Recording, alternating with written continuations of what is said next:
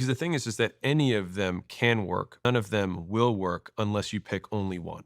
Because it's actually, in my opinion, an exercise in arrogance to assume that you doing three things is somehow going to beat somebody who's doing one.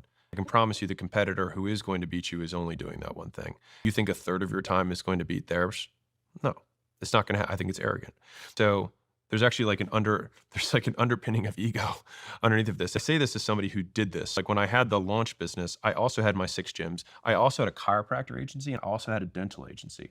So I would introduce myself and like, I own lots of companies. I think one of the biggest misconceptions when you're an entrepreneur is not understanding the difference between being an owner and being the CEO. So they might hear that you have a portfolio. They might hear that I have a portfolio and be like, oh, they have a portfolio, so I must model that. That guy's tall. I should play basketball. Doesn't work that way. So if I want to be rich, I should fly private. Doesn't work that way. Mm. It's conflating order. So we must do these things in order to get the outcome. We have to concentrate on only one thing in order to get the outsized return. That spreading of attention, especially when you're newer in the entrepreneurial career, you already don't know so many things. How do you now want to have 3 sets of unknowns that you want to try and conquer at the same time? The fallacy of thinking is that I'm going to try all of them and see which one works. None of them will work because you're waiting to see which one will work. Because you can force, in my opinion, you can force one thing to work.